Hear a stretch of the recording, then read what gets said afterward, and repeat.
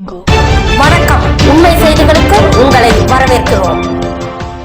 நெல்லை மேலப்பாளையம் ரஹ்மானியாபுரம் சரியத் கல்வியகம் சார்பாக மீலாது நபி விழா ஊர்வலம் நடைபெற்றது.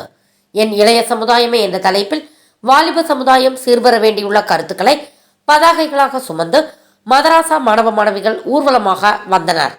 பிறகு தருவை வைகரை ஹோமியோபதி மருத்துவமனை ஆராய்ச்சி மையம் மற்றும் ரஹ்மானியாபுரம் ஒருங்கிணைந்த ஜமாத் சார்பில் மாபெரும் ஹோமியோபதி இலவச மருத்துவ முகாம் ரஹ்மானியாபுரம் பள்ளிவாசல் அருகில் ஜெபவிலாஸ் மரக்கடையில் வைத்து நடைபெற்றது. இந்த முகாமினை 48வது வார்டு கவுன்சிலர் ஆமினா சாதிக் துவக்கி வைத்தார்.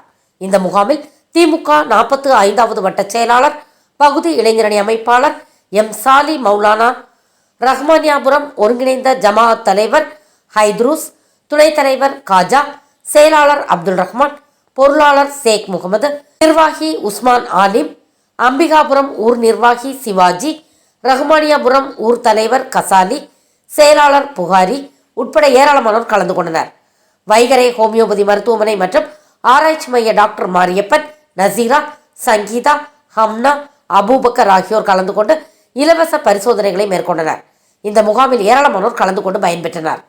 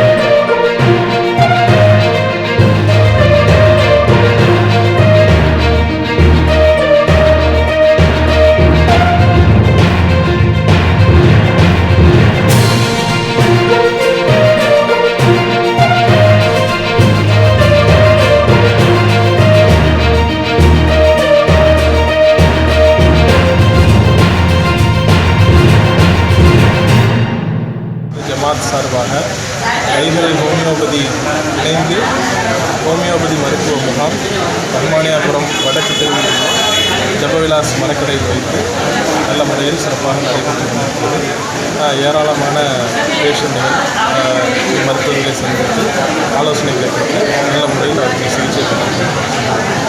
முகாமை சிறப்பான முறையில் 48வது வார்டு மாமன்ற உறுப்பினர் ஆமினா சாதிக் அவர்கள் தொடங்கி வைத்தார்கள். மேலும் ஊர் ஜமாத்தார்கள் கசாலி அண்ணங்கள் பாதிப்பு வந்தார்கள். மேலும் ஊர் சமுதாய பெருமக்கள் பக்கத்தில் உள்ள அம்பிகாபுரத்திலிருந்து சிவாஜி சார் அவர்கள் சிறப்பான முறையில் நல்ல முறையில் ஏராளமான பயனாளர்கள் பயன்படுத்தினார்கள்.